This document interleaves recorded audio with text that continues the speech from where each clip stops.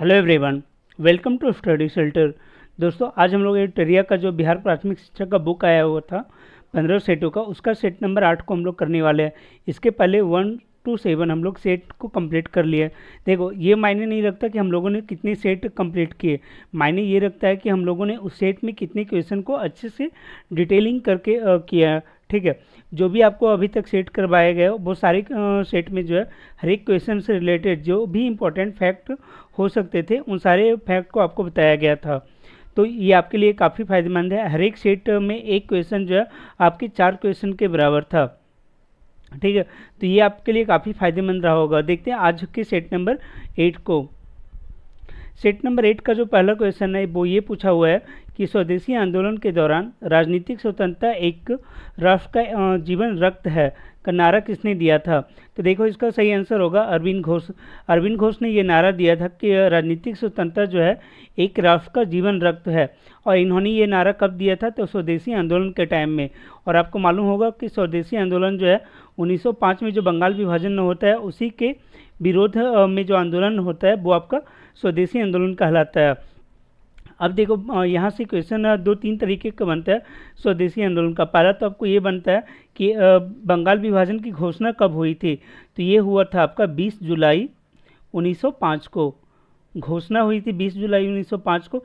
लेकिन ये प्रभावी जो हुआ था वो हुआ था आपका 16 अक्टूबर 1905 को ये प्रभावी हुआ था।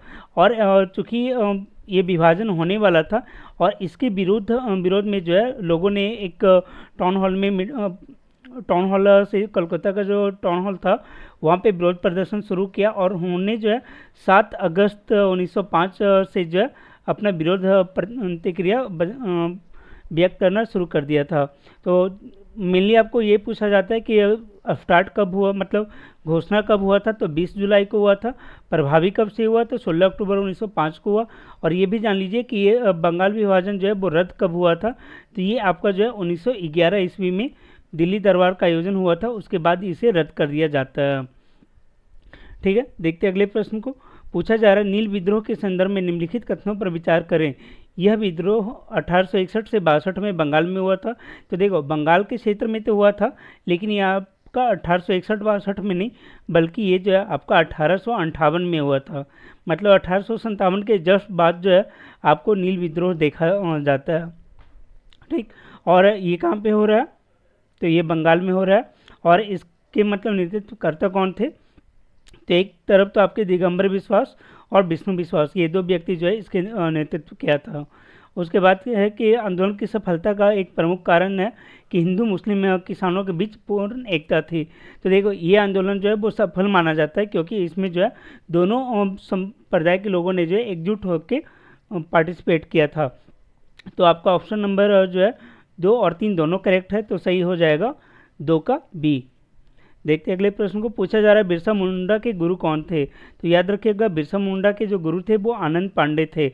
और इन्होंने ही जो है बिरसा मुंडा को जो है महाभारत और रामायण का जो ज्ञान है वो उन्होंने दिया था। किसने, तो आनंद पांडे ने, इन्होंने ही जो है उन्हें ज्ञान दिया था। और बिरसा मुंडा को आपको मालूम होगा कि बिरसा मुंडा ने ही जो है एक विद्रोह शुरू किया था जिसे कि मुंडा विद्रोह के नाम से जाना जाता है। कौन सा, मुंडा विद्रोह। और इस मुंडा विद्रोह को ही जो है उल गुलान विद्रोह के नाम से भी जाना जाता है। किस नाम से, तो उल गुलान विद्रोह के नाम से जाना जाता है आपका मुंडा विद्रोह को। और देखिए, मुंडा विद्रोह जो है आपका, अगर इसका टाइम पीरियड देखा जाए तो ये आपका 1899 और 900 के आसपास जो है, मतलब 1990 के आसपास ये विद्रोह होता है। 1990 में क्या होता है कि बाद में अंग्रेज़ों के द्वारा जो है बिरसा मुंडा को पकड़ लिया जाता है और फिर जेल में ही जो है बिरसा मुंडा की मृत्यु हो जाती है, जेल में मृत्यु हो जाती है। और ये पूछा जाता है कब मृत्यु हुई है, तो 9 जून 1990 को जो है बिरसा मुंडा की मृत्यु होती है। 9 जून 1990 नहीं, 1900 होगा यहाँ पे। ठीक है, 1899 से 1900 के बीच जो है ये विद्रोह हुआ था। और 9 जून 1900 में जब है बिरसा मुंडा की मृत्यु हो जाती है। ठीक, बिरसा मुंडा को एक और नाम से जाना जाता है, उसे जो है जाना धरती आबा के नाम से भी जाना जाता है। बिरसा मुंडा को जो लोग थे वो जो है एक तरीके से भगवान का दर्जा देते थे, तो इन्हें जो है धरती आबा के नाम से जाना जाता है, ये भी ध्यान में रखें। देखते हैं अगले प्रश्न को। पूछा जा रहा है निम्नलिखित में कौन सही सुमेलित नहीं है, कौन सुमेलित नहीं है ये पूछा जा रहा है। पहला है कि प्रथम आंग्ल अफगान युद्ध, ये किसके टाइम में हुआ था, तो ये लॉर्ड ऑकलैंड के टाइम में हुआ था और ये सही है आपका। उसके बाद फिर जो है अगर देखो प्रथम आंग्ल अफगान युद्ध का बात करें तो सबसे पहले अगर इसके टाइम पीरियड को हम लोग देखते हैं तो ये आपका हुआ था 1839 से लेके 1842 के आसपास। और इस टाइम कौन थे गवर्नर जनरल, तो आपका लॉर्ड ऑकलैंड था। ठीक, और जब ये युद्ध समाप्त हो रहा होता है, मतलब देखो टाइम पीरियड आपका कब से कब तक है, 1839 से लेके 1842 तक। ठीक है, तो 1839 में जब ये शुरू हो रहा था तब आपका लॉर्ड ऑकलैंड था, लेकिन जब ये प्रथम आंग्ल अफगान युद्ध समाप्त होता है तब आपका एलनब्रो था। तो अगर कहीं पे आपको एलनब्रो भी मिले तो वो भी आपका यहाँ पे करेक्ट हो जाएगा, हालांकि ये जो आपका यहाँ पे करेक्ट है।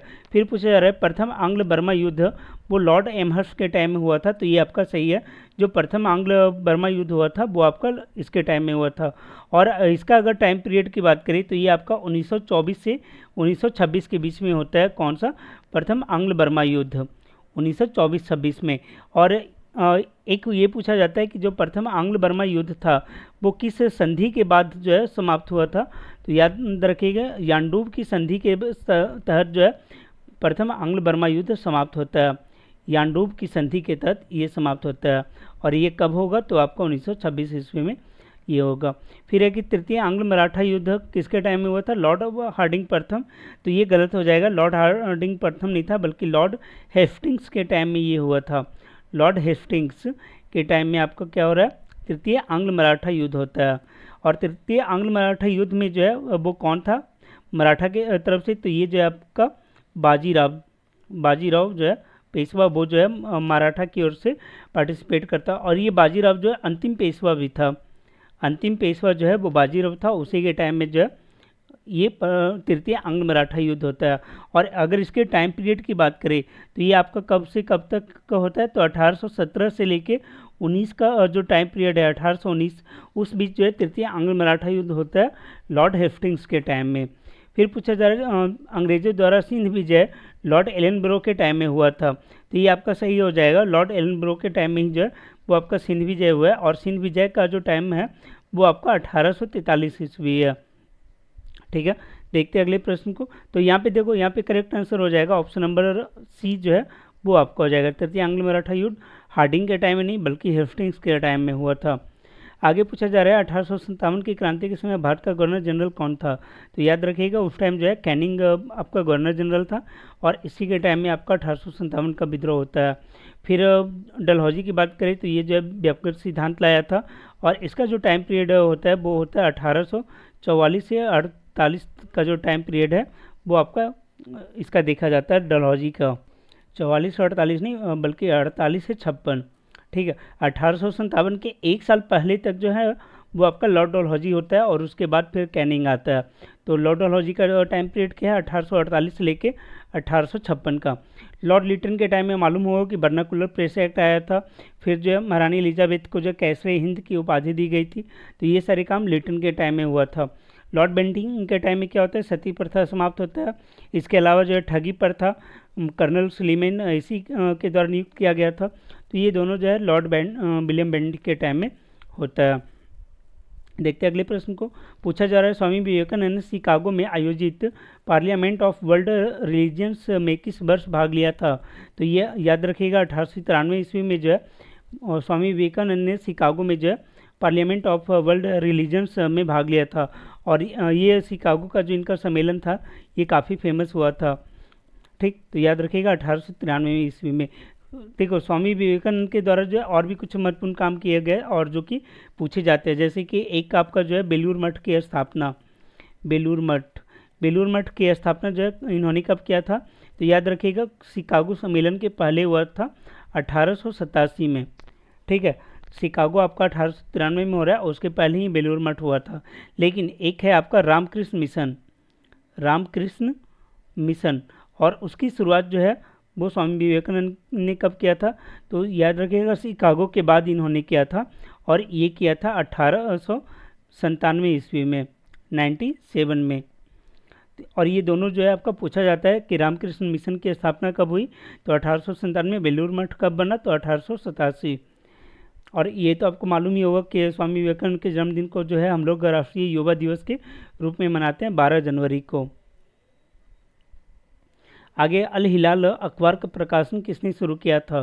अल हिलाल, तो याद रखिएगा अल हिलाल जो प्रकाशन है वो आपको किया गया था मौलाना अबुल कलाम आज़ाद के द्वारा। और ये कांग्रेस की सबसे कम उम्र के अध्यक्ष बनने वाले नेता थे। इन्होंने मात्र जो है 35 वर्ष की आयु में कांग्रेस सम्मेलन की अध्यक्षता की थी। ठीक, और जो पहला अध्यक्ष इन्होंने किया था वो जो है दिल्ली में इन्होंने पहली अध्यक्षता की थी। 1923 ईस्वी में दिल्ली में जो विशेष अधिवेशन हुआ था उसकी अध्यक्षता की थी। और ये भी आपको मालूम होगा कि 1940 से लेकर 1946 तक जो है ये बने हुए रहते हैं, मौलाना अबुल कलाम आज़ाद कांग्रेस के अध्यक्ष बने हुए रहते हैं। आगे अगर बात करें अरविंद घोष की, तो अरविंद घोष का जो बुक है वो काफ़ी पूछा जाता है, जैसे युगांतर। युगांतर पुस्तक के लेखक जो है वो अरविंद घोष है। और इसके अलावा जो है इनका पूछा जाता है कर्मयोगी। ठीक है, कर्मयोगी भी जो है वो आपका अरविंद घोष का है। एक और पूछा जाता है वंदे मातरम। वंदे मातरम ये किसके द्वारा लिखा गया है, तो ये भी अरविंद घोष के द्वारा लिखा गया है। और एक लाइफ डिवाइन, ये भी जो है वो आपका अरविंद घोष के द्वारा है। लाइफ डिवाइन, एक बुक होता है डिवाइन लाइफ। तो देखो डिवाइन लाइफ जो है वो शिवानंद के द्वारा लिखा गया। डिवाइन लाइफ ये किसके द्वारा लिखा गया था, तो ये जो है आपका शिवानंद के द्वारा लिखा गया। शिवानंद। ठीक, तो आप इससे कंफ्यूज नहीं होइएगा लाइफ डिवाइन और डिवाइन लाइफ में। आगे पूछा जा रहा है मराठी पत्रिका बहिष्कृत भारत का संबंध किससे है। तो याद रखिएगा मराठी जो पत्रिका है बहिष्कृत भारत, उसका संबंध जो है भीमराव अंबेडकर से है। इन्होंने ही जो है शोषित वर्ग का इसमें जो है वर्णन किया, जो भी उनके ऊपर जो है शोषण होता था उन सभी का वर्णन इसमें किया गया। मराठी पत्रिका है बहिष्कृत भारत। और गांधी जी के द्वारा जो जो निचले तबके के लोग थे उनके लिए जो पत्रिका जारी की जाती थी वो कहलाता है आपका हरिजन। हरिजन पत्रिका जो है वो आपका किसने शुरू किया था, महात्मा गांधी ने। और इन्होंने कब शुरू किया, अगर ये पूछा जाए तो याद रखिएगा 1933 ईस्वी में। ठीक है, पूना पंचायत होता है, उसी के बाद जो है ये आपका हरिजन जो पत्रिका है वो जारी किया जाता है। देखते हैं अगले प्रश्न को। पूछा जा रहा है कि लिन-लिथुगो आयोग का उद्देश्य क्या था। तो इसका उद्देश्य मतलब जो लिन-लिथुगो आयोग था उसका उद्देश्य था आपका कृषि से संबंधित था। भारतीय कृषि में संकट की जो स्थिति थी उससे रिलेटेड ये आपका था। और ये देखो लिन-लिथुगो ये जो आयोग बना था ये आपका इरविन के टाइम में बना था। ठीक है, इरविन के टाइम में। बाद में क्या होता है कि यही लॉर्ड लिथुगो जो है वो आपका बाद में आपका गवर्नर जनरल बन के आता है। तो ये आप इससे कंफ्यूज मत होइएगा। लिन-लिथुगो आयोग ये किससे रिलेटेड था, भारतीय कृषि में संकट, भारतीय कृषि का जो संकट था उससे रिलेटेड था। ठीक, और ये आया कब था, तो 1926 ईस्वी में जो है ये आयोग बनता है, 1926 ईस्वी में। और लिन-लिथुगो जो अब गवर्नर जनरल बन के कब आया था, तो ये आपका जो है 1936 से लेकर 1943 इस टाइम में जो है आपका लिन-लिथुगो जो है वो भारत का गवर्नर जनरल या वाइसराय रहता है। आगे पूछा जा रहा है कि निम्नलिखित में कौन सही सुमेलित नहीं है। मुजफ्फरपुर बम कांड, तो खुदीराम बोस ये सही है आपका। उसके बाद फिर दिल्ली षड्यंत्र केस रास बिहारी बोस ये भी सही है। नासिक षड्यंत्र केस बारिन घोष, देखो ये आपका जो है गलत हो जाएगा। जो नासिक षड्यंत्र केस था वो बारिन घोष के द्वारा नहीं किया गया था। उसमें जो मेन थे वो अनंत कन्हारे थे। कौन, अनंत कन्हारे। और ये जो है किस अथी के थे, पार्टी के थे। तो देखो एक आपका था अनुशीलन समिति, अनुशीलन समिति। ठीक है, तो अनुशीलन समिति। और एक था आपका अभिनव भारत। ये दो क्रांतिकारी गुट जो है उस टाइम ज़्यादा एक्टिव थे, अभिनव भारत। तो ये अनंत कन्हारे जो है वो अभिनव भारत के थे। और अभिनव भारत की जो स्थापना है वो किसने किया था, तो बी डी सावरकर के द्वारा किया गया था। इसलिए जब ये नासिक षड्यंत्र केस होता है तो उसके बाद बी डी सावरकर को जो है वो आजीवन कारावास दे दिया जाता है। ठीक है, सावरकर को क्या दे दिया जाता है, आजीवन कारावास। और ये जो है अंडमान निकोबार में इन्हें रखा जाता है। बाद में फिर माफ़ीनामा वगैरह दे के जो है इन्हें वापस लाया जाता है। तो याद रखिए कि नासिक षड्यंत्र केस किससे रिलेटेड है, आपका अनंत कन्हारे या फिर अभिनव भारत, उसके द्वारा यह किया गया था। आगे पूछा जा रहा है कि भारतीय राष्ट्रवाद का उत्प्रेरक कहा जाता है Lord Minto, Lord Dalhousie, Lord Canning, Lord Curzon या उपरोक्त में से कोई नहीं। तो देखो इसमें बोला जाता है कि जो लॉर्ड कर्जन था वो जो भारतीय राष्ट्रवाद का प्रेरक था। क्यों? क्योंकि आप देखो जो स्वदेशी आंदोलन होता है वो क्या होता है कि आपका जब बंगाल विभाजन होता है 1905 में, उसके बाद स्वदेशी आंदोलन होता है और यही जो है वो राष्ट्रवाद लोगों में पैदा करने के लिए जो है मतलब एक जरिया बन जाता है लोगों में राष्ट्रवाद को उत्पन्न करने में। तो इसलिए यहाँ पे जो करेक्ट आंसर होगा वो आपका होगा ऑप्शन नंबर डी। ठीक है, लॉर्ड कर्जन जो है वो करेक्ट आंसर होगा। आगे पूछा जा रहा है गोलमेज सम्मेलन का आयोजन किया गया था भारत के भावी संविधान पर चर्चा करने के लिए, तो ये सही हो जाएगा। भारत का भावी संविधान कैसा होना चाहिए उसके ऊपर जो है एक चर्चा के लिए ये किया गया था।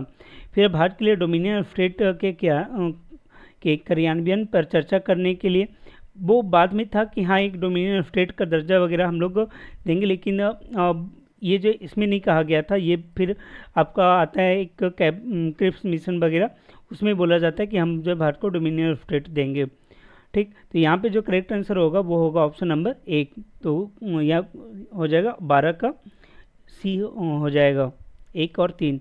जो 3 बोला तो जा रहा है कि 3 होगा, लेकिन 3 जो है करेक्ट आंसर नहीं होगा, क्योंकि बी आर अम्बेडकर के द्वारा अछूतों के लिए अलग निर्वाचक मंडल की मांग, ये क्या है? ये आपका एक परिणाम है।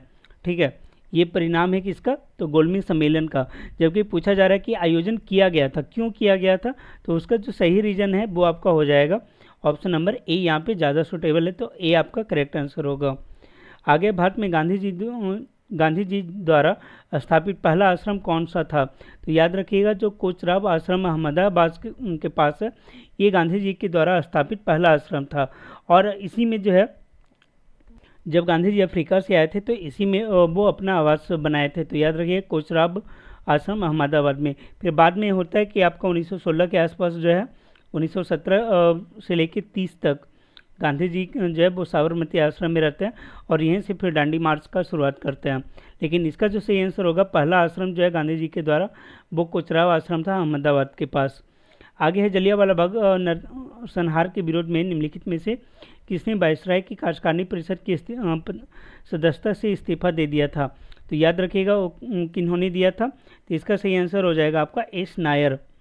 एस नायर के द्वारा जो है वो वायसराय की जो कार्यकारी परिषद था, मतलब एक तरीके से इंडियन का जो सबसे बड़ा उस टाइम का पोस्ट था, उस पोस्ट पर से जो है इन्होंने इस्तीफा दे दिया था एस नायर ने।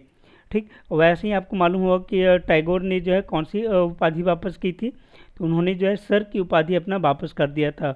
जबकि एक और नाम आता है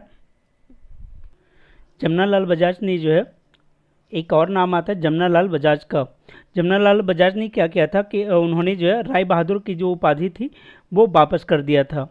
राय बहादुर की उपाधि किसने? तो जमनालाल बजाज ने, जमनालाल बजाज के द्वारा ये किया गया था। तो याद रखिएगा 3 लोगों का नाम यहाँ पे आता है।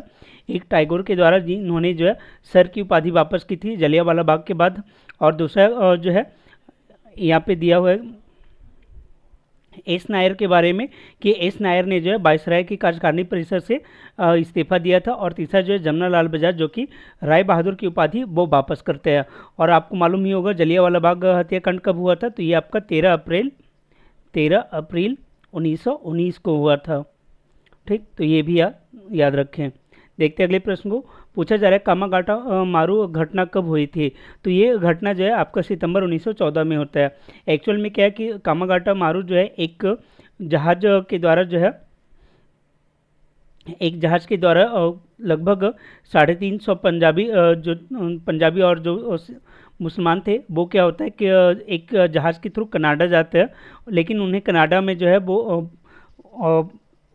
अलाउ नहीं किया जाता। फिर वो वापस जो है भारत आता है और भारत आने के बाद उन्हें गिरफ्तार कर लिया जाता है। और ये पूरा प्रकरण जो है वो आपका कहलाता है कामागाटा मारू प्रकरण, क्योंकि ये जहाज़ का जो नाम था वो आपका कामागाटा मारू था। और ये लोग निकले कहाँ से थे? तो ये लोग जो है सिंगापुर से कनाडा जा रहे थे। कनाडा में अगर पूछा जाए कहाँ, तो वैंकूवर, और वैंकूवर में जो है उन्हें अलाउ नहीं किया गया।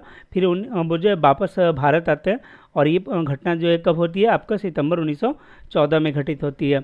आगे जो है समाचार पत्र उनके संस्थापक का नाम दिया हुआ है। पूछा जा रहा है कौन सही सुमेलित नहीं है? तो देखते हैं इसे। पूछा पहला है कि आपका तहजीब अल अखनाक। तो देखो जो तहजीब अल अखनाक है ये मोहम्मद अली जिन्ना के द्वारा नहीं लिखा गया है, बल्कि ये जो है सर सैयद अहमद खां के द्वारा लिखा गया है। सर सैयद अहमद खान के द्वारा जो है यह स्थापित किया गया था ये पत्रिका। फिर द पाइनियर जो है ये आपका सही है, ये जॉर्ज एलन के द्वारा किया गया था। कौमी आवाज़ जो है ये आपका किया गया था जवाहरलाल नेहरू के द्वारा, ये भी सही है। द सोशलिस्ट ये एम एन रॉय के द्वारा नहीं किया गया था, ये किया गया था ऐसे डांगे के द्वारा। ऐसे डांगे के द्वारा जो है इसकी स्थापना की गई थी द सोशलिस्ट का। और वहीं बात करें अगर एम एन रॉय की, तो एम एन रॉय जो थे वो आपका कम्युनिस्ट पार्टी की स्थापना करते हैं, कम्युनिस्ट पार्टी की स्थापना करते हैं।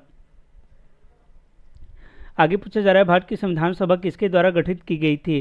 तो भारत की संविधान सभा गठित करने का जो काम है वो किसके द्वारा होता है, कैबिनेट मिशन के द्वारा होता है। कैबिनेट मिशन की सिफारिश के बाद ही जो है संविधान सभा के को गठित किया जाता है। और कैबिनेट मिशन पूछा जाए भारत कब आया था, तो ये आपका आता है मार्च 1946 में, मार्च 1946 में। और एग्जैक्ट डेट आपका क्या है, 24 मार्च 1946। तो कैबिनेट मिशन ये हो गया। वहीं अगर बात करें क्रिप्स मिशन की, तो क्रिप्स मिशन जो है वो आपका आता है मार्च 1942 में, मार्च 1942 में। दोनों जो है वो मार्च के महीने में ही आता है, तो आप कंफ्यूज मत होइएगा।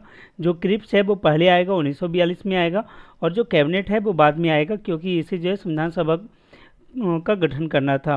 ठीक। और अगर बात करें साइमन आयोग के प्रस्ताव का, तो साइमन आयोग आपको मालूम होगा कि ये 3 फरवरी 1928 को आता है, और इसी का विरोध करने के चक्कर में जो है लाला लाजपत राय की मृत्यु होती है। एक क्वेश्चन ये पूछा जाता है कि जो साइमन कमीशन आया था उसमें कितने व्यक्ति थे, तो याद रखिएगा ये 7 मैन कमीशन था, और सारे जो है वाइट पीपल थे, इसलिए जो है इसे वाइट मैन कमीशन भी कहा जाता है, वाइट मैन कमीशन। फिर एक आपका बच जाता है माउंटबेटन योजना। तो भारत को जो आज़ादी मिली थी वो आपको किसके तहत मिली थी, तो माउंटबेटन योजना के तहत ही मिली थी, और ये जो है 3 जून 1947 को आया था, मतलब ये पारित हुआ था माउंटबेटन योजना। तो ये भी आप याद रखिए। आगे पूछा जा रहा है गांधी सेवा संघ की स्थापना किसने की थी। गांधी सेवा संघ, तो इसकी स्थापना जो है वो जमनालाल बजाज के द्वारा किया जाता है। किसके द्वारा, जमनालाल बजाज के द्वारा। तो करेक्ट आंसर हो जाएगा आपका ऑप्शन नंबर सी। और ये जो है 1923 ईस्वी में गांधीवादी विचारों को बढ़ाने के लिए किया गया था, 1923 ईस्वी में। किसके द्वारा, तो जमनालाल बजाज के द्वारा किया गया था। हालांकि बाद में इसमें और भी बहुत सारे लोग जुड़ते जाते हैं, जैसे सी राजगोपालाचारी हो गया, विनोबा भावे हो गया, ये सारे लोग जो है वो इससे जुड़ते हैं। आगे देखते हैं, पूछा जा रहा है एकमात्र हड़प्पा शहर जिसमें मुख्य सड़क पर प्रवेश द्वार वाले घर पाए जाते हैं। देखो हड़प्पा शहर के सबसे बड़ी मतलब विशेषता ये थी कि उनके जो घर थे उनके दरवाजे मेन रोड पे ना खुल के वो पीछे की ओर खुलते थे, खिड़कियां और दरवाजे दोनों। ठीक है। लेकिन एकमात्र ऐसा शहर था वो आपका कौन था, लोथल। लोथल में जो है वो जो दरवाजे हैं वो मुख्य सड़क पे ही खुलते हैं, तो ये अलग विशेषता है। और आपको मालूम होगा कि लोथल जो है वो हड़प्पा शहर का क्या था, एक आपका बंदरगाह शहर था, बंदरगाह शहर था। ठीक है, ये आपको मालूम होगा। और वहीं अगर बात करें लोथल की, तो लोथल जो है की खोज किसने की गई थी, तो ये भी पूछा जाता है।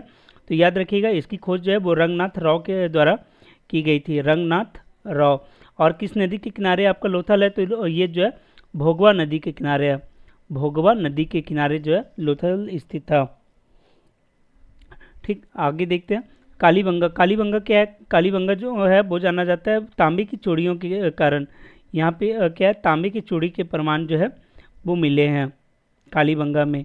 ठीक, चनहुद्रू में क्या था कि चनहुद्रू में जो है वो आपको शिल्प कला से रिलेटेड जो चीज़ें हैं वो देखने को मिलता है। और धौलावीरा क्या है, तो ये आपका गुजरात में है। और ये पूछा जाता है, काफ़ी पूछा जाता है, क्योंकि यहाँ से जो है वो जल के संग्रहण का प्रमाण मिला है, जल संग्रह का प्रमाण जो है वो आपका धौलावीरा से मिला है। आगे प्रसिद्ध गायत्री मंत्र जिसमें 10 मंडल 228 सूक्त का उल्लेख किस वेद में मिलता है, तो याद रखिए ये आपका ऋग्वेद में मिलता है। ऋग्वेद में क्या है कि आपके 10वें मंडल में जो है पुरुष सूक्त में ये बताया गया है कि 4 वर्णों का उल्लेख है, 4 वर्णों का उल्लेख आपके 10वें मंडल में है। और एक आपको पूछा जाता है तीसरा मंडल। ठीक है, तीसरे मंडल में क्या है कि आपका गायत्री मंत्र का उल्लेख है। गायत्री मंत्र जो है वो कौन किस मंडल में, तो 3rd मंडल में। फिर एक पूछा जाता है 8वें मंडल के बारे में। 8वें मंडल में जो हस्तलिखित आपका ऋचाएँ हैं उन्हें जो है खील बोला जाता है। क्या बोला जाता है, खील बोला जाता है। फिर एक वो होता है आपका नौमा मंडल। नौमे मंडल में जो है वो सोम देवता का उल्लेख है। ठीक है, सोम देवता का उल्लेख किस मंडल में है, तो नौमी मंडल में। तो यहाँ पे 4 मंडल का बात आपका किया जा रहा है। पहला जो है आपका तीसरा मंडल, थर्ड, जो कि गायत्री मंत्र के बारे में रिलेटेड है। आठवां जो कि खील से संबंधित है। नौवां सोम देवता के बारे में उल्लेखित है। और 10वां जो है जिसमें पुरुष सूक्त का वर्णन है, जिसमें वर्णों की व्याख्या की गई है। तो ये आपका इससे रिलेटेड था। और आपको मालूम ही होगा कि जो ऋग्वेद है उसकी रचना किसने की थी, तो महर्षि विश्वामित्र के द्वारा जो है ऋग्वेद की रचना की जाती है। और इसी जो पढ़ने वाले होते हैं उन्हें होत्री कहा जाता है। वहीं अगर बात करें यजुर्वेद की, तो यजुर्वेद को जो पढ़ने वाले होते हैं उन्हें कहा जाता है अधर्वियों। अधर्वियों, ठीक, वो अधर्व्यू कहलाते हैं। और ऋग्वेद एक ऐसा वेद है जिसमें कि गद्य और पद्य दोनों आपको मिलेंगे। सामवेद क्या है कि आपका जो संगीत का उत्पत्ति है वो आपका सामवेद से माना जाता है। और इसकी जो मतलब क्या बोलते हैं, जो पढ़ने वाले थे उसे बोला जाता है उद्रात्री। क्या बोला जाता है, उद्रात्री बोला जाता था, जो सामवेद को पढ़ने वाले होते थे। ठीक, अगर अथर्ववेद की बात करें तो इनके पढ़ने वाले को ब्रह्मा कहा जाता था। ब्रह्मा। देखते हैं अगले प्रश्न को। पूछा जा रहा है कौन सा अंग महाजनपद की प्रारंभिक राजधानी थी। तो याद रखिएगा अंग महाजनपद का जो प्रारंभिक राजधानी है वो आपका माली नीन बोला जाता है, या फिर यही जो है आपका मुंगेर जो है उसी का ये प्राचीन नाम है मालिनीन। तो ये जो है अंग जनपद की प्राचीन राजधानी हुआ करता था। और ऐसे अगर आप जाओगे महाभारत वाले में तो आपको मालूम होगा जो कर्ण था, कर्ण जो है वो किस अथी का था, तो वो अंग जनपद का ही था। आगे पूछा जा रहा है बौद्ध धर्म के संबंध में कौन सा कथन जो है आपका सत्य है। तो देखो बोला जा रहा है द्वितीय बौद्ध संगति में बौद्ध धर्म को 2 भागों में बांट दिया गया, हीन यान एवं महायान। तो ये गलत है आपका। जो आपका चतुर्थ बौद्ध संगति हुआ था वहाँ पे बौद्ध धर्म जो है 2 भाग में बढ़ता है, हीनयान और महायान। और जो द्वितीय बौद्ध संगति हुआ था वहाँ पे क्या होता है कि 2 भाग में बढ़ता है। एक होता है आपका स्थिरवादी और दूसरा होता है आपका ये महासंघिका होता था। ठीक है, महासंघिका। तो 2 आपका हो गया, एक आपका स्थिरवादी, ऐसे ही को बोला जाता है थेरावादी। और ये देखो ये होते ही कौन थे, जो घूम घूम के जो है भिक्षाटन करते थे उन्हें बोला जाता था आपका थेरावादी। ठीक है, और जो एक स्थान पे रह के करता था उसे बोला जाता था। आगे पूछा जा रहा है कि बौद्ध धर्म के महायान संप्रदाय का आदर्श बोधिसत्व को प्राप्त करना है। तो देखो ये स्टेटमेंट जो है वो आपका सही हो जाएगा। बौद्ध धर्म का जो महायान संप्रदाय है उसका जो आदर्श होता है वो बोधिसत्व को प्राप्त करना होता है, जबकि जो बौद्ध धर्म के हीनयान संप्रदाय हैं उनका जो मुख्य उद्देश्य होता है वो होता है अहर्त को प्राप्त करना। और अहर्त का मतलब क्या होता है, जो अपनी साधना से जो है वो ज्ञान को प्राप्त करे वो अहर्त कहलाता है। तो वो हीनयान का कॉन्सेप्ट होता है। आगे की नामग्याल बौद्ध मठ धर्मशाला हिमाचल प्रदेश में स्थित है। तो ये भी आपका सही हो जाएगा, अर्थात 2, 3, 4 जो है वो करेक्ट आंसर हो जाएगा यहाँ पे। देखते हैं अगले प्रश्न को। आगे पूछा जा रहा है कि परम भागवत की उपाधि ग्रहण करने वाला पहला गुप्त शासक कौन था। तो याद रखिएगा जो पहला गुप्त शासक था जिसने परम भागवत की उपाधि धारण की थी वो आपका समुद्रगुप्त था। समुद्रगुप्त। इसलिए यहाँ पे जो करेक्ट आंसर होगा वो आपका होगा ऑप्शन नंबर ए। स्कंदगुप्त जो है वो हुनों के आक्रमण को विफल करने में सफल रहता है। और कुमारगुप्त प्रथम ने क्या किया था, आपका नालंदा विश्वविद्यालय की स्थापना की थी। ठीक है, आगे है कि कलिंग नरेश खारवेल का संबंध किससे है। तो याद रखिएगा कलिंग नरेश खारवेल जो है वो चेदी वंश से संबंधित है। और इसी को जो है वो क्या बोला जाता है, महामेघवाहन। ठीक है, तो याद रखिएगा महामेघवाहन जो है इस वंश का दूसरा नाम है। कारण ये था कि जो महामेघवाहन था उसी के द्वारा जो है चेदी वंश की स्थापना की जाती है। और कलिंग जो ये क्षेत्र है वो कौन सा है, आपका उड़ीसा का क्षेत्र है। और खारवेल से संबंधित एक अभिलेख है उसे भी याद रखिए, आपका जो है हाथी गुफा अभिलेख है। इसमें सबसे पहले भारतवर्ष का जिक्र है वो आपका किससे संबंधित है, वो आपका खारवेल से संबंधित है। आगे की शासक को वंश व्यवस्था का रक्षक कहा जाता है।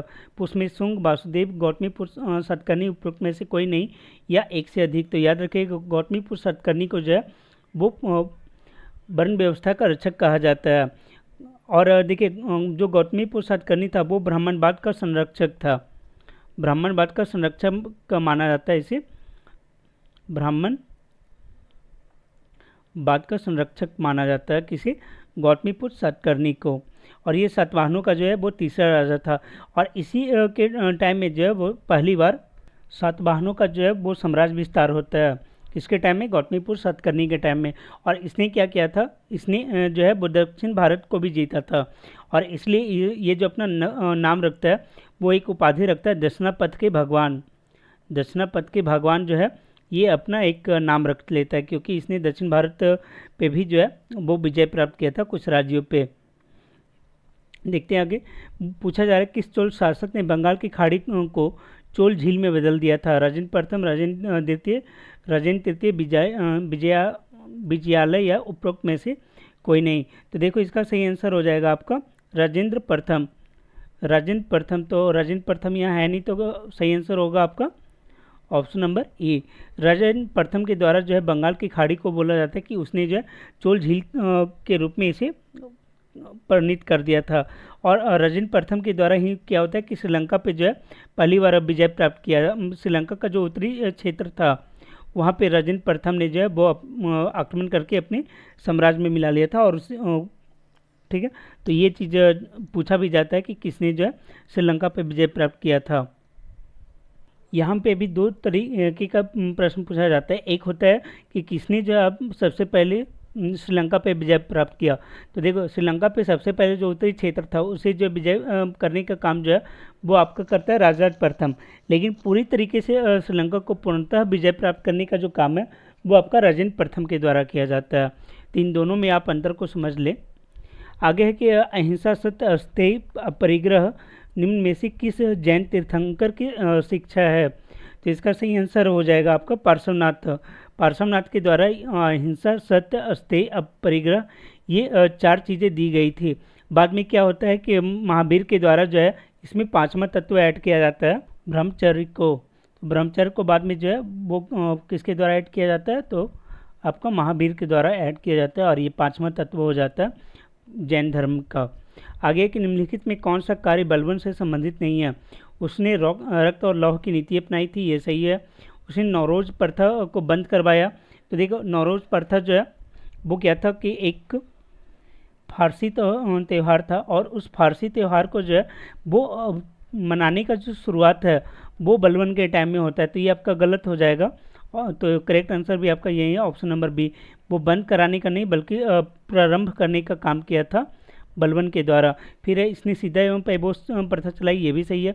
मंगोलों के विरुद्ध इसने जो है दीवाने अर्ज की स्थापना की। तो दीवाने अर्ज क्या है? आपका एक सैन्य विभाग है, और ये काफ़ी पूछा जाता है एग्जाम में, सैन्य विभाग। फिर दिल्ली सल्तनत के एकमात्र सुल्तान जिसने अपनी आत्मकथा लिखी वह सुल्तान कौन था? तो याद रखिएगा दिल्ली सल्तनत का एकमात्र सुल्तान जो अपनी आत्मकथा लिखता है वो आपका फिरोज शाह तुगलक होता है। और इसके द्वारा जो लिखा गया पुस्तक है वो है फतुहाते फिरोज शाही। फतुहाते फिरोज शाही जो है वो इसकी आत्मकथा है। देखते हैं आगे। पूछा जा रहा है कौन छत्रपति शिवाजी महाराज के अष्टप्रधान में से नहीं था? तो देखो पहला तो आपको ये क्लियर हो गया कि जो अष्टप्रधान का कॉन्सेप्ट था वो किसके काल में था? तो आपका छत्रपति शिवाजी महाराज के काल में अष्टप्रधान था। ठीक है, और ये अष्टप्रधान होते कौन थे? तो 8 जो मंत्री होते थे वो आपका अष्टप्रधान कहलाता था।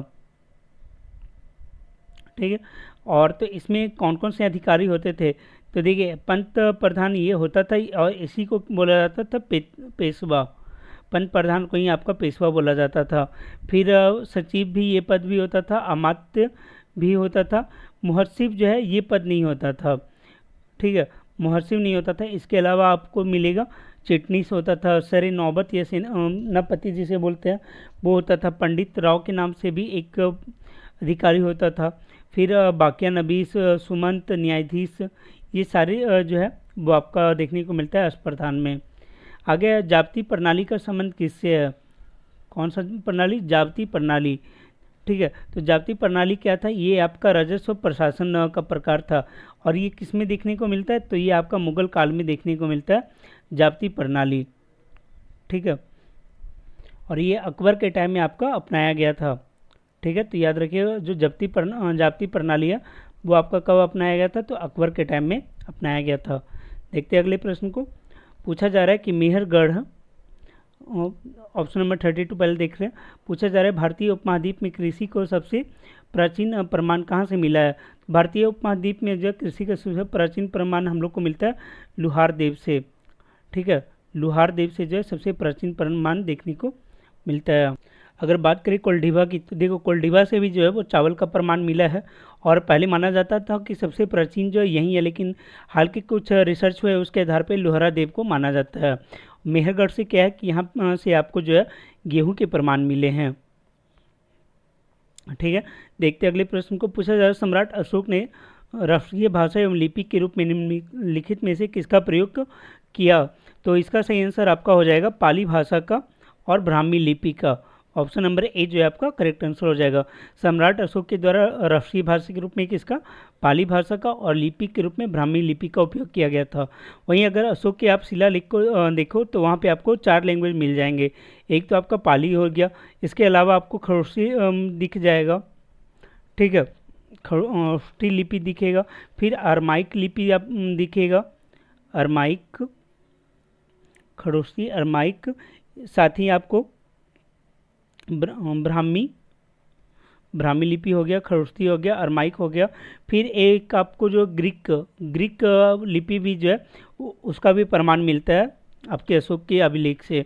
और ये सारे जो है अलग अलग जगह से प्राप्त होते हैं, मतलब उनके तो जैसे ग्रीक और अरमाइक ये दोनों जो है ज़्यादातर जो मिले हैं वो अफगानिस्तान के क्षेत्र में प्राप्त हुए हैं। देखते हैं आगे। पूछा जा रहा है प्रसिद्ध नाटक मृच्छकटकम किसके द्वारा लिखा गया है? तो याद रखिएगा मृच्छकटकम के जो लेखक है वो आपके कौन है? शूद्रक के द्वारा ये लिखा गया है। वहीं अभिज्ञान शकुंतलम जो है वो कालिदास के द्वारा लिखा गया, अभिज्ञान शकुंतलम। और अश्वघोष ने क्या लिखा है? तो अश्वघोष के द्वारा जो है बुद्ध चरित्र लिखा गया, बुद्ध चरित्र। और इसी क्या है कि बौद्ध धर्म का जो है रामायण के रूप में जाना जाता है। विज्ञानेश्वर ने क्या लिखा है? तो इन्होंने जो है मिताक्षरा लिखा था, मिताक्षरा, ये विज्ञानेश्वर के द्वारा लिखी गई पुस्तक है। देखते हैं अगले प्रश्न को। पूछा जा रहा है भारत का मैनचेस्टर किसे कहा जाता है? तो याद रखिएगा भारत का मैनचेस्टर जो है वो आपका अहमदाबाद को कहा जाता है। और मैनचेस्टर का मतलब हो गया कि वैसे जगह जहाँ पे कपड़ा ज़्यादा कपड़े जो है उत्पादन होता है। तो ये आपका इंग्लैंड का एक शहर है, और उसी के आधार पे जो है वो आपको बोल दिया जाता है अहमदाबाद को। देखते हैं आगे पूछा जा रहा है भारत में राष्ट्रीय आय की गणना करता है, तो कौन करता है? तो याद रखिएगा राष्ट्रीय सांख्यिकी कार्यालय एनएसए के द्वारा जो है भारत में ये आपका राष्ट्रीय आय की गणना की जाती है। और पहले भी बताया था कि जो नेशनल इनकम होता है वो क्या होता है कि देश का जो कुल जीडीपी है, ठीक है, कुल जीडीपी वाई जो पॉपुलेशन है वो आपका क्या होता है? नेशनल इनकम होता है। ये आपका एक्चुअल में हो गया प्रति व्यक्ति आय। जीडीपी वाई अगर पॉपुलेशन करते हो तो ये प्रति व्यक्ति आय निकलता है, प्रति व्यक्ति आय। और राष्ट्रीय आय क्या होता है? तो अगर आप एनडीपी में से जो है, अगर एनडीपी नहीं जीडीपी में जीएनपी में से जो है ग्रॉस नेशनल प्रोडक्ट में से जो भी आपका क्षतिपूर्ति है उसे अगर आप घटा देते हो तो आपका एनएनपी आ जाता है, और ये आपका जो है नेशनल आय के रूप में जाना जाता है। आगे पूछा जा रहा है कि 2011 की जनगणना के अनुसार भारत में सबसे अधिक शहरी जनसंख्या निम्नलिखित में से किस राज्य में है? तो शहरी जनसंख्या यहाँ पे पूछ रहा है। अगर ओवरऑल यहाँ पे पूछता कि सबसे ज़्यादा जनसंख्या कहाँ, तो यूपी हो जाएगा, लेकिन अगर शहरी जनसंख्या है तो वो आपका हो जाएगा महाराष्ट्र। महाराष्ट्र में सबसे अधिक जो है आपको शहरी जनसंख्या देखने को मिलता है। उसके बाद तमिलनाडु, और उसके बाद जो है आप यूपी का जो है यहाँ पे आपका सेकेंड स्थान आएगा, और तमिलनाडु जो है वो आपका थर्ड स्थान पे आ जाता है शहरी जनसंख्या में। आगे पूछा जा रहा है गेहूं का वनस्पतिक नाम क्या है? ठीक है, तो देखो गेहूं का जो वनस्पतिक नाम होता है वो होता है ट्रिटिकम एस्टिवम, और ये याद रखिएगा आप। देखते हैं अगले प्रश्न को। पूछा जा रहा है संगीत कला एकेडमी की स्थापना किस वर्ष हुई थी? संगीत कला एकेडमी की जो स्थापना है वो होता है आपको 1953 ईस्वी में, 1953 ईस्वी में। और यहाँ पे आपको जो है कोई भी दिया हुआ नहीं है, तो करेक्ट आंसर हो जाएगा 1953, ऑप्शन नंबर ई। आगे है कि ब्रेल लिपि में मोटे कागज पर उभरे हुए बिंदु होते हैं, यह लिपि आधारित है, मतलब कितने बिंदु जो है वो होते हैं ब्रेल लिपि में, ये पूछा जा रहा है। तो 6 बिंदु जो है वो आइडियल माना जाता है, सामान्य तो 6 बिंदु होते हैं। देखते हैं अगले प्रश्न को। क्वेश्चन नंबर है 41, पूछा जा रहा है प्राथमिक स्तर पर भाषा सिखाने की सबसे विधि कौन सी मानी जाती है। तो याद रखिएगा, इसके लिए सबसे अच्छा जो है बच्चों को भाषा का प्रयोग करने के लिए विविध अवसर देना, ये जो है सबसे अच्छा उदाहरण होता है भाषा सिखाने का। आगे प्राथमिक स्तर पर शिक्षा का माध्यम होना चाहिए। तो ये जो बच्चे की मातृभाषा ही जो है वो उसका शिक्षा का माध्यम होना चाहिए। फिर पाठ के अंत में अभ्यास और गतिविधियां देने का उद्देश्य क्या होता है। तो इसका मेन उद्देश्य होता है कि बच्चों को अभिव्यक्ति के अवसर देना। ठीक है, कि बच्चे भी जो है वो अभ्यास और गतिविधि के द्वारा सीख सके। देखते हैं अगले प्रश्न को। पूछा जा रहा है भारत द्वारा विकसित पहले 5G सक्षम ड्रोन का क्या नाम है। तो याद रखिएगा, भारत के द्वारा जो सबसे सक्षम 5G ड्रोन बनाया गया उसे बोला जा रहा है स्काई हॉक। स्काई हॉक का निर्माण किया गया है और ये जो है 5G टेक्नोलॉजी पे आधारित है। आगे है कि निम्नलिखित में से किस देश ने दुनिया का सबसे लंबा यात्री ट्रेन चलाया है। तो याद रखिएगा स्विट्ज़रलैंड। स्विट्ज़रलैंड के द्वारा जो है वो लगभग 2 किलोमीटर के 100 डिब्बों का जो है एक ट्रेन चलाया गया है, 100 डिब्बे का। और सबसे बड़ा अगर मालगाड़ी की बात करें तो सुपर बासुकीनाथ जो है वो आपका ट्रेन जो है मालगाड़ी भारत में चलाई जाती है। आगे कि केंद्रीय आर्थिक सर्वेक्षण के अनुसार वित्त वर्ष 2022-23 के लिए कितना प्रतिशत राजकोषीय घाटा का अनुमान लगाया गया है। तो इसका सही आंसर हो जाएगा आपका 6.4%। 6.4%। और यहाँ पे कोई भी आपका मेंशन नहीं है, तो उसका सही आंसर हो जाएगा ऑप्शन नंबर ई। जो इस बार का केंद्रीय बजट है वहाँ पे 22-23 के लिए जो राजकोषीय घाटा है वो 6.4 टारगेट रखा गया है। आगे कि मई 2023 में किसी वर्ल्ड बैंक के अध्यक्ष के रूप में नामित किया गया। तो याद रखिएगा भारतीय मूल के जो अजय बंगा हैं उन्हें जो है वर्ल्ड बैंक का अध्यक्ष चुना गया है। आगे बिहार सरकार द्वारा 2023-24 के लगभग कितने रुपये का परिव्यय के साथ राज्य का बजट पेश किया गया है। तो यहाँ पे पूछा जा रहा है कितना जो है आखिर व्यय करने की बात इसमें की गई है। तो याद रखिएगा 2.62 लाख करोड़ जो है वो रखी गई है। आगे निम्नलिखित में कौन सा एक खनिज है जो रक्तचाप को नियंत्रित करने के लिए महत्वपूर्ण है। तो याद रखिए रक्तचाप को नियंत्रित करने में जो है आपको सोडियम हेल्प करता है, सोडियम। आगे निम्नलिखित में कौन सा एक आंतरिक अणुसूत्र 21 की उपस्थिति के कारण होने वाला अनुवांशिक विकार है। देखो यहाँ पूछा जा रहा है कि अगर कोई भी गुणसूत्र जिसमें कि 21 हो जाए तो वहाँ पे क्या हो जाता है, वहाँ पे जो है डाउन सिंड्रोम हो जाता है। एक सिंड्रोम कम हो रहा है तो ये आपका डाउन सिंड्रोम हो गया। ऐसे नॉर्मली क्या होता है कि 52 सिंड्रोम होने चाहिए, 52 नहीं बल्कि कितना 46 गुणसूत्र जो है वो आपका एक समान मानव में होना चाहिए। और यहाँ मतलब कि 23 जोड़ी आप कह सकते हो, 23 जोड़ी। लेकिन यहाँ पे क्या है कि 21 की उपस्थिति है तो यहाँ पे क्या हो गया, डाउन सिंड्रोम होता है। आगे के बीज वाले पौधे में नर गैमोफाइट को आमतौर पे क्या कहा जाता है। तो जो नर गैमोफाइट होते हैं उन्हें बोला जाता है आपका पराग। ठीक है, नर गैमोफाइट को क्या बोला जाता है, पराग कहा जाता है। फिर है कि फूल पौधे में अंडाशय विकसित होता है। तो अंडाशय विकसित कहाँ होगा, ये आपका होगा फल के अंदर, फल में जो है अंडाशय विकसित होता है। फिर कौन प्रकाश संश्लेषण के प्रकाश रासायनिक क्रिया का उत्पाद है। तो वो आपका एक तो अब कार्बन डाइऑक्साइड, सॉरी ये तो टेक होता है, कार्बन डाइऑक्साइड नहीं होगा, ऑक्सीजन जो है एक का आपको उत्पाद होता है। दूसरा क्या है कि ग्लूकोज ये भी जो है बनता है। तो यहाँ पे जो करेक्ट आंसर होगा वो आपका ऑप्शन नंबर ई हो जाएगा। ठीक है, आगे है कि निम्नलिखित में कौन पौधे में अलैंगिक प्रजनन की विधि नहीं है। अलैंगिक प्रजनन की विधि नहीं पूछा जा रहा है। तो याद रखिएगा जो आपका निषेचन है वो आपका विधि नहीं है, क्योंकि ये क्या है, ये आपका लैंगिक जनन का एक उदाहरण है। ठीक है, तो ये आपका 54 का सी हो जाएगा। फिर निम्नलिखित में कौन सा नींद की बीमारी अर्थात स्लीपिंग सिकनेस है उसके बारे में पूछा जा रहा है।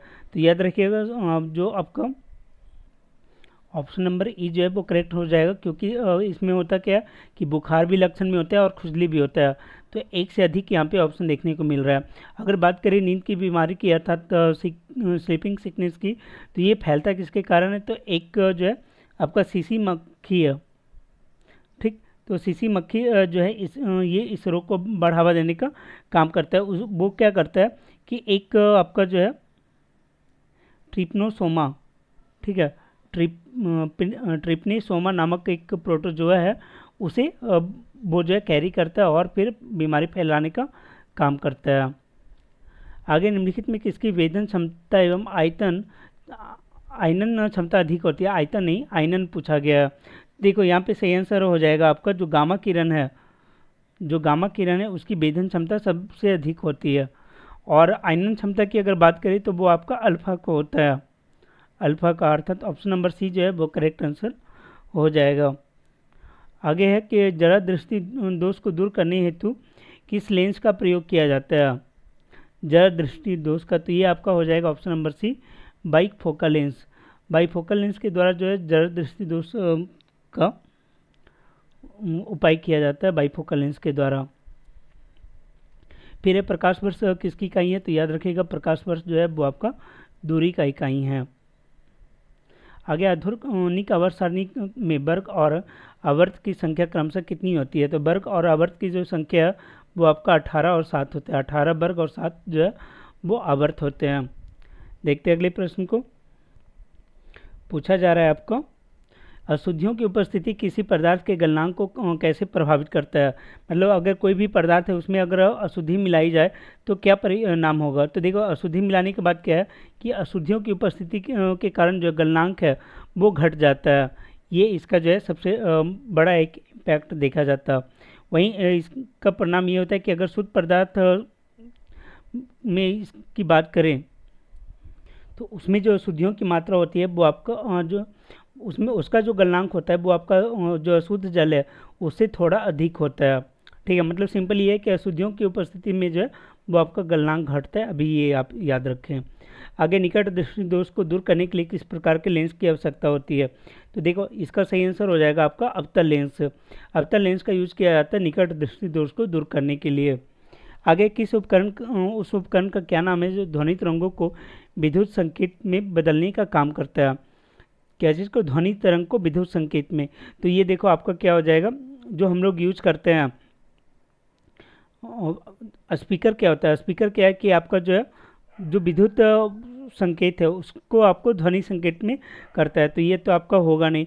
फिर अगर माइक्रोफोन की बात करें तो माइक्रोफोन में हम लोग जो बोलते हैं ध्वनि, वही जो है आपका विद्युत संकेत में परिवर्तित होता है और फिर आगे जो है वो ट्रांसफर होता है। तो इसका सही आंसर हो जाएगा आपका माइक्रोफोन, 62 का ए नंबर। फिर देखते हैं आगे। पूछा जाए ग्लूकोज के अणु में ऑक्सीजन के निम्नलिखित में से कितने परमाणु होते हैं? तो C6H12O6 अर्थात ऑक्सीजन के जो है वो 6 परमाणु होते हैं। और अगर पूछा जाए कार्बन के कितने, तो कार्बन में 6 और हाइड्रोजन जो है वो 12 होता है। आगे लोहे में जंग लगना निम्नलिखित में से कौन सी अभिक्रिया के कारण होता है? देखो लोहे में जो जंग लगने का काम है वो क्या होता है कि इसमें जो है ये एक प्रकार का रासायनिक अभिक्रिया होता है और यहाँ पे जो है ऑक्सीकरण का कारण होगा, ये बताया जा रहा है। और लोहे के बाद होता क्या है कि उसका जो वजन है वो थोड़ा बढ़ जाता है और ये बनाता क्या है Fe2O3 बनाता है जो फेरिक ऑक्साइड का निर्माण करता है। देखते हैं आगे। पूछा जाए हृदय की धड़कन को नियंत्रित करने के लिए निम्नलिखित में से किस खनिज की आवश्यकता होती है? तो याद रखिएगा पोटेशियम। पोटेशियम की आवश्यकता जो है वो होता है हृदय की धड़कन को नियंत्रित करने के लिए। आगे पूछा जा रहा है हाइड्रोजन और हीलियम गैसों के बीच निम्नलिखित अंतरों पर विचार कीजिए। मतलब कौन सा अंतर जो है हाइड्रोजन और हीलियम के बीच में देखा जाता है? तो पहला है आपका हीलियम एक अज्वलनशील गैस है जबकि हाइड्रोजन गैस अत्यधिक ज्वलनशील गैस है। तो देखो यहाँ पे क्या होगा, हीलियम क्या होता है कि एक आपका अज्वलनशील गैस होता है, हाइड्रोजन जो है वो अत्यधिक ज्वलनशील होता है। तो ये आपका सही आंसर है। और देखो हीलियम क्या है कि ये हीलियम जो है हीलियम आपका He होता है और ये क्या होता है इसी को जो हम एक तरीके का आपका रेडियोधर्मी पदार्थ होता है। और ये आपका पाया कहाँ जाता है? ये आपका आवर्त सारणी में जो 17वां नंबर है उसमें ये पाया जाता है। ठीक है, देखते हैं अगले प्रश्न को। पूछा अच्छा यहाँ पे करेक्ट क्या हो जाएगा? ये आपका करेक्ट हो जाएगा option number A. Helium hydrogen से गैस से हल्की है, ये आपका गलत हो जाएगा। हाइड्रोजन जो है वो आपका ज़्यादा हल्का, हीलियम जो है वो कम है, तो ये आपका गलत हो गया। हीलियम और हाइड्रोजन भूमिगत रेडियोधर्मी से उत्सर्जित होता है। हीलियम तो होता है लेकिन हाइड्रोजन नहीं होता, इसलिए आपका ऑप्शन नंबर सी जो है वो भी गलत हो जाएगा। आगे कि साबुन मुख्यतः क्या होते हैं, तो साबुन सोडियम पोटेशियम मैग्नीशियम किसके लवण होते हैं ये पूछा जा रहा है। तो याद रखिएगा साबुन जो है वो आपका सोडियम और पोटेशियम दोनों के लवण होते हैं, इसलिए जो करेक्ट आंसर हो जाएगा वो होगा ऑप्शन नंबर ई। आगे बोला जा रहा है और दूसरा क्या है कि जो साबुन बनाने की प्रक्रिया होता है वो आपका कहलाता है साबुनीकरण। ठीक है, आगे देखते हैं, पूछा जा रहा है फलों को ताज़ा रखने के लिए निम्नलिखित में से किसका उपयोग किया जाता है। फलों को ताज़ा किस अम्ल का प्रयोग किया जाता है, तो उसका सही आंसर हो जाएगा आपका फॉर्मिक एसिड। फॉर्मिक एसिड बोला जाता है कि इसी का उपयोग जो है खाने को ताज़ा रखने में किया जाता है। वहीं कृत्रिम रूप से अगर देखो तो एक और होता है एसीटिलीन का भी यूज किया जाता है, एसीटिलीन उसका भी यूज किया जाता है आपका जो फल वगैरह उन्हें संरक्षित करने के लिए। देखते हैं आगे, पूछा जा रहा है द्रवों की तुलना में गैसों को आसानी से संपीड़ित किया जाता है, इसका कारण क्या है। तो देखो इसका जो सही कारण हो जाएगा वो होता है गैसों में अणुओं के बीच स्थान बड़ा होना। अगर गैसों के बीच के अणुओं के बीच जो स्थान बड़ा होगा तो क्या होगा कि उसे जो है काफ़ी अधिक स्पेस की ज़रूरत होगी और वो ज़्यादा स्पेस घेरेगा, इसलिए उसे संपीड़ित करना थोड़ा डिफ़िकल्ट होता है, जबकि जो द्रव होता है वो जो है आसानी से आपका आ भी जाता है और उसे संपीड़ित भी किया जा सकता है। आगे है कि ईथीन का प्रयोग निम्न में से किस कार्य हेतु किया जाता है। यहाँ इथीन के बारे में पूछ रहा है, तो याद रखिएगा इथीन क्या होता है कि वो आपका जल में घुलनशील होता है, जल में घुलनशील होता है, घुलनशील होता है। ठीक है, और इसका जो उपयोग होता है वो आपका होता है मस्टर्ड गैस बनाने में हो जाता है, और उसके अलावा फिर निश्चेतक में भी होता है, पॉलीथीन निर्माण में होता है, और कृत्रिम रंग कृत्रिम जो फल पकाया जाता है वो इससे पकाया जाता है। कृत्रिम रंग का तो बात नहीं किया जा रहा है, कृत्रिम रंग यहाँ पे नहीं होगा, तो इसका जो सही आंसर होगा वो आपका होगा ऑप्शन नंबर ई। आगे निम्नलिखित में से कितने अंतराल के बाद संसद की बैठक नहीं हो सकती। तो देखो ये बताया हुआ है कि हमारा जो संसद है उसके दो सदनों के बीच मैक्सिमम जो है वो आपका 6 माह का अंतर होना चाहिए, तो इसका जो करेक्ट आंसर होगा वो होगा ऑप्शन नंबर बी। फिर किस राज्य में 2 स्तरीय पंचायती राज की व्यवस्था है, तो एक तो आपका बिहार हो गया। ठीक है, बिहार के अलावा अगर आप 2 स्तरीय पंचायत, अच्छा हमें सॉरी हमें लगा 2 सदनीय है, तो यहाँ पे पूछा 2 स्तरीय पंचायती राज, तो 2 स्तरीय जो पंचायती राज है वो आपको सिक्किम में देखने को मिलेगा। बाकी केरल झारखंड बिहार ये सारी जगह क्या है कि आपको त्रिस्तरीय जो पंचायती राज है वो अपने को देखने को मिलता है। आगे निम्नलिखित में से किस अनुच्छेद के तहत विधानसभा के अध्यक्ष एवं उपाध्यक्ष का प्रावधान है, ये पूछा जा रहा है। तो याद रखिएगा कि अनुच्छेद 178 के तहत जो है, अनुच्छेद 173 के तहत विधानसभा के अध्यक्ष और उपाध्यक्ष के बारे में बताई गई है। ठीक, और अगर बात करें अनुच्छेद 182 की, तो ये क्या होता है कि विधान परिषद के जो सभापति होते हैं और उपसभापति होते हैं उनसे संबंधित प्रकरणों का बात बताया गया आपका अनुच्छेद 182 में। और 188 क्या होता, तो 188 होता है कि राज्य विधानमंडल के जो सदस्य होते हैं उनका शपथ ग्रहण से संबंधित होता है। ठीक, देखते हैं आगे, पूछा जा रहा है राष्ट्रपति 5 वर्ष तक अपने पद पर रहता है अपने निर्वाचन की तारीख से, या फिर संसद द्वारा निर्धारित से, या फिर अपने पद ग्रहण से। तो याद रखिएगा कोई भी राष्ट्रपति अपने पद तक बना रहेगा अपने पद ग्रहण करने के बाद से ही। फिर पूछा जा रहा है कौन सा अनुच्छेद नागरिकों को सर्वोच्च न्यायालय का दरवाज़ा खटखटाने का मौका देता है। तो याद रखिएगा सक्षम बनाते कौन सा मौलिक अधिकार से वंचित होता है। तो देखो एक तो आपका जो रीट है वो क्या होता है कि अगर आपका कोई भी कानून का उल्लंघन हो रहा है, मौलिक अधिकार का उल्लंघन हो रहा है, तो आप उस रीट के सहारे जो है वो सुप्रीम कोर्ट या हाई कोर्ट में जा सकते हो। तो एक चीज़ तो ये होता है। दूसरा यहाँ पे बताया जा रहा है वो आपका होगा अनुच्छेद 32 आप पढ़े होगे आर्टिकल 32 के तहत जो है वो रीट दिए गए, उस रीट के सहारे जो हम लोग सुप्रीम कोर्ट में जा सकते हैं। लेकिन यहाँ पे अगर सुप्रीम कोर्ट नहीं होता तो आपका अनुच्छेद 226 भी सही हो जाता है। ये क्या है कि राज्य में जो है जो हाई कोर्ट वगैरह है वहाँ पे आप अपील कर सकते हैं अगर आपका कोई भी कानून का उल्लंघन होता है तो। आगे दिया जा रहा है संविधान सभा का प्रथम बैठक कहाँ हुआ था। तो आपको मालूम होगा संविधान सभा की जो प्रथम बैठक हुई थी वो आपका नई दिल्ली में हुई थी। और नई दिल्ली में कहाँ पे अगर पूछा जाए तो जो वहाँ पे काउंसिल चैम्बर है दिल्ली में काउंसिल चैम्बर, वहाँ पे जो है ये बैठक हुआ था। और कब हुआ था? तो 9 दिसंबर के हुआ था, 9 दिसंबर 1946 को। और इसके जो अस्थाई अध्यक्ष बने थे वो कौन बने थे? तो सचिदानंद सिन्हा को जो है वो अस्थाई अध्यक्ष बनाया जाता है, जबकि अस्थाई जो है फिर बाद में आपको डॉक्टर राजेंद्र प्रसाद को बना दिया जाता है। देखते हैं अगले प्रश्न को।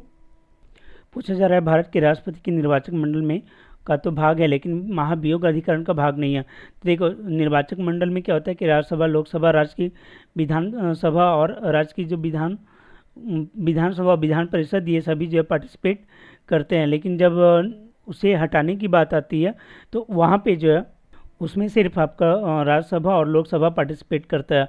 तो यहाँ पे राज्य का विधान परिषद और विधानसभा ये दोनों नहीं होगा, तो इसका करेक्ट आंसर हो जाएगा ऑप्शन नंबर ई। आगे पूछा जा रहा है राष्ट्रीय न्यायिक नियुक्ति आयोग अधिनियम, जिसे सर्वोच्च न्यायालय द्वारा निरस्त कर दिया गया, निम्नलिखित में से किस संविधान संशोधन द्वारा लाया गया था? तो याद रखिए ये आपका लाया गया था 99वां जो संविधान संशोधन था उसके द्वारा ये चीज़ें लाई गई थी। और फिर बाद में क्या होता है कि इसे जो है सुप्रीम कोर्ट के द्वारा रद्द कर दिया जाता है। और अगर बात करें 100वें संविधान संशोधन की, तो भारत और बांग्लादेश के बीच क्या हुआ था कि सीमा विवादों को निपटारा करने के लिए एक समझौता हुआ था और कुछ सीमाओं का जो है अदला बदली हुआ था। तो उसी से रिलेटेड आपका 100वां संविधान संशोधन है। और एक और आप याद रखिएगा 101 ये आपका जीएसटी से रिलेटेड है। आगे, संसद सदस्य चुने जाने के लिए एक व्यक्ति को किस आयु से कम नहीं होना चाहिए? तो देखो, संसद सदस्य बनने के लिए कम से कम जो है वो आपका 25 ईयर का एज होना चाहिए। आगे, भारत के संविधान के किस अनुच्छेद में दल बल विरोधी कानून का प्रावधान है? तो ये आपका 10वीं जो अनुसूची है उसमें ये चीज़ बताया गया है। ठीक है, देखते हैं अगले प्रश्न को। पूछा जा रहा है कि निम्नलिखित में से किसने 1931 में कांग्रेस के कराची अधिवेशन के लिए मौलिक अधिकारों पर प्रस्ताव का मसौदा जारी किया था? तो ये आपका मोतीलाल नेहरू तो थे ही, और इसके अलावा और भी सारे लोग थे, लेकिन मेनली जो है माना जाता है आपका पंडित जवाहरलाल नेहरू को। ठीक है, पंडित जवाहरलाल नेहरू होगा, मोतीलाल नेहरू नहीं। देखो, यहाँ बोला जा रहा है कि 1931 का जो कराची अधिवेशन हुआ था जिसके अध्यक्षता किसने किया था? तो सरदार वल्लभ भाई पटेल के द्वारा किया गया था। उसमें मौलिक अधिकार की बात की गई थी। तो पूछा जा रहा है कि वो मसौदा कौन लाया था? तो वो जो है पंडित जवाहरलाल नेहरू के द्वारा लाया गया था। आगे, पंचायती राज व्यवस्था के संवैधानिकरण हेतु 64वां संविधान संशोधन विधेयक किस प्रधानमंत्री के कार्यकाल में लाया गया था? तो यहाँ पे पूछा जा रहा है 64वां जो संवैधानिक संशोधन था वो किसके टाइम में लाया गया था? तो याद रखिएगा ये लाया गया था आपका राजीव गांधी के टाइम में, अर्थात पंचायती राज व्यवस्था जो है वो राजीव गांधी के टाइम से स्टार्ट हो रहा है यहाँ पे। फिर संसद का संयुक्त अधिवेशन निम्नलिखित में से किस अनुच्छेद के अंतर्गत आयोजित किया जाता है? संसद का संयुक्त अधिवेशन के बारे में बोला जा रहा है। तो आपको मालूम होगा कि ये आपका किस के तहत होता है? अनुच्छेद 108 के तहत, अनुच्छेद 108, ठीक है, उसके तहत जो है संयुक्त अधिवेशन की बात की गई। तो यहाँ पे करेक्ट आंसर होगा ऑप्शन नंबर ई।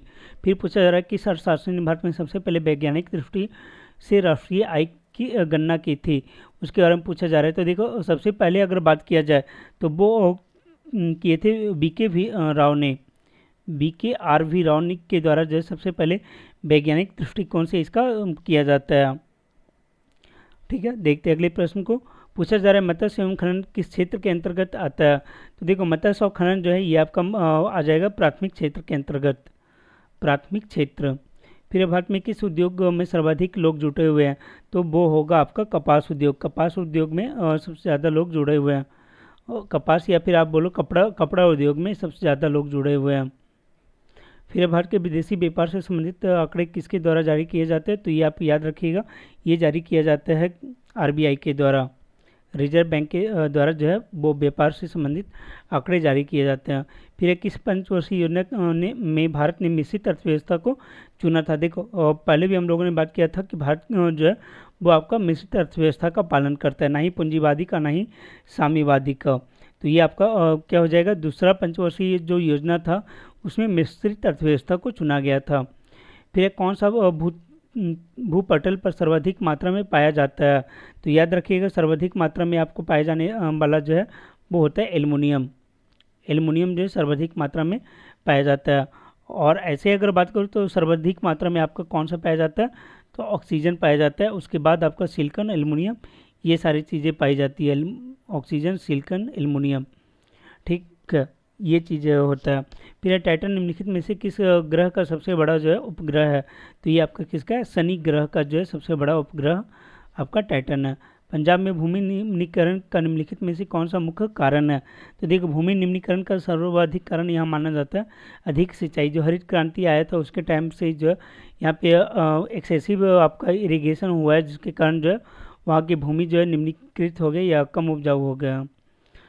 फिर पूछा जाए निम्नलिखित में कौन सा राज्य सर्वाधिक लिंगानुपात वाले राज्यों में शामिल है, कौन सा राज्य सर्वाधिक बोला जाए कौन जो है सर्वाधिक मात्रा में शामिल है, सबसे ज़्यादा जो है लिंगानुपात कहाँ है ये पूछा जा रहा है। तो याद रखिएगा तमिलनाडु में जो इन सभी में सर्वाधिक जो है आपको तमिलनाडु में देखने को मिलेगा। और ऐसे अगर ओवरऑल की बात करें तो वो आपको केरल में देखने को मिलता है, केरल में। उसके बाद तमिलनाडु में भी काफ़ी अच्छा 996 है, ठीक। तो ये यहाँ पे पूछा गया है। आगे कि राउल किला जो इस्पात संयंत्र है ये किस देश के सहयोग से बनाया गया था, तो ये आपका बनाया गया था जर्मनी के सहयोग से। आगे किस मृदा को अंतर्राष्ट्रीय रूप से उष्णकटिबंधीय चेरनोजम मृदा कहा जाता है, तो याद रखिएगा ये आपका होता है काली मिट्टी। काली मिट्टी को जो है कुछ लोग जो है उष्णकटिबंधीय चेरनोजम मृदा भी कहा जाता है। आगे 95 नंबर है कि भारत में पाए जाने वाले कोनधारी वन कितनी ऊंचाई में पाया जाता है, तो देखो जो भारत में कोनधारी वन पाए जाते हैं वो आपको पाया जाता है 2500 से लेके जो है 4500 तक, अर्थात ऑप्शन नंबर बी जो है वो आपका करेक्ट आंसर होगा। आगे देखते हैं, पूछा जा रहा है पेंटागोनिया का पठार निम्नलिखित में से किस देश में स्थित है, तो याद रखिएगा ये आपका कहाँ पे, अर्जेंटीना में स्थित है पेंटागोनिया। देखते हैं आगे पूछा जा रहा है निम्नलिखित में कौन सा कार्य पेड़ पौधों का नहीं है, कार्बन डाइऑक्साइड का अवशोषण ये है, सौर का अवशोषण ये भी काफ़ी मात्रा में है, वायु का प्रदूषण और ऑक्सीजन की विमुक्ति। तो देखो पेड़ पौधे का भाग कौन सा कार्य, तो वायु का प्रदूषण जो है पेड़ पौधे का कार्य नहीं होगा, तो सी नंबर जो है आपका करेक्ट आंसर हो जाएगा। आगे रियो जनेरियो में संपन्न अंतर्राष्ट्रीय सम्मेलन क्या था, तो देखो जो रियो और जनेरियो में संपन्न कराया गया था वो आपका था संयुक्त राष्ट्र पर्यावरण विकास सम्मेलन अर्थात UNEP। और आपको मालूम है ये रियो जनेरियो में हुआ था 1992 में, ठीक। ये आपका प्रथम पृथ्वी सम्मेलन भी हुआ था। आगे है कि ये जो नीरी होता है अर्थात राष्ट्रीय पर्यावरण अभियांत्रिकी शोध संस्थान अवस्थित है, ये कहाँ पे स्थित है ये पूछा जा रहा है, तो याद रखिएगा ये आपका कहाँ पे है, तो ये आपका नागपुर में है, नागपुर में ये स्थित है। आगे विश्व मौसम विज्ञान संगठन का मुख्यालय कहाँ है, तो ये आप सबको मालूम होगा कि जो WMO है उसका मुख्यालय कहाँ पे है, WMO अर्थात वर्ल्ड मेट्रोलॉजिकल ऑर्गेनाइजेशन, ठीक। तो वो पूछा जा रहा है कि WMO का मुख्यालय कहाँ पे स्थित है, तो याद रखिएगा कि इसका मुख्यालय जो है वो आपका जनेवा में स्थित है, ऑप्शन नंबर ए जो है वो करेक्ट आंसर हो जाएगा। बाकी के ऑप्शन देख लेते हैं मैथ का, तो 101 का जो है वो आपका बी नंबर हो जाएगा, 102 ये आपका हो जाएगा ए नंबर, 103 का ए होगा और 104 का भी ए होगा। 105 की अगर बात करें तो 105 जो है वो आपका हो जाएगा ई नंबर। देखो 105 में जो करेक्ट आंसर आ रहा है वो आपका हो रहा है 7.2 सेकेंड, अर्थात ऑप्शन नंबर सी जो है वो करेक्ट आंसर होगा। फिर 108 की बात करें तो 106 जो है वो क्या होगा, ई नंबर, इसका करेक्ट आंसर हो जाएगा, क्योंकि यहाँ पे जो आ रहा है वो आपका आ रहा है 92.2/3%, ठीक है। ये चीज़ें यहाँ पे निकल के आ रही है। देखते हैं आगे क्वेश्चन नंबर होगा 110 नहीं सॉरी 107, तो 107 का जो सही आंसर होगा वो होगा आपका ए नंबर, 107 का ए। और 106 का क्या बताया था, तो 106 का ई होगा, 992 जो है वो करेक्ट आंसर होगा, 992। देखते हैं आगे, पूछा जा रहा है कि 108 नंबर को, तो 108 नंबर में जो करेक्ट आंसर होगा वो होगा ऑप्शन नंबर ए 0 हो जाएगा। 109 की अगर बात करें तो 109 में जो है ये इसका सही आंसर होगा 30 दिन। वहीं 110 नंबर जो है वो व्यास, वो वृत्त की सबसे बड़ी जीवा का पूछा जा रहा है कि क्या होता है। तो वृत्त की सबसे बड़ी जीवा होता है वो आपका व्यास होता है। देखते हैं 111 का जो सही आंसर है वो होगा आपका ऑप्शन नंबर बी, ईट। उसके बाद फिर जो है 112 का ए हो जाएगा, भांजा। 113 की अगर बात करें तो डी आंसर होगा, डी जो है वो करेक्ट आंसर होगा। ठीक, फिर आगे देखते हैं। देखो ये तो हो गया। फिर अगले पेज में हम लोग आते हैं। क्वेश्चन नंबर कितना होगा, तो ये आपका हो जाएगा 114। 114 के बारे में पूछा जा रहा है, तो इसका सही आंसर होगा ऑप्शन नंबर बी, 30। फिर 115, 115 का जो सही आंसर है वो होगा सी नंबर। 116 की अगर बात करें तो 116 का सही आंसर हो जाएगा सी नंबर, सप्ताह। फिर 117, 117 का बी होगा, 117 का बी। 118 का ये भी आपका बी हो जाएगा। और 119 ये आपका ई होगा। और 120 का हो जाएगा बी नंबर। तो इस तरीके से जो है सेट नंबर 8 आपका कंप्लीट होता है। बाकी के सेट को भी कोशिश किया जाएगा आपको करवा दिया जाए। तो इस वीडियो में बने रहने के लिए थैंक यू।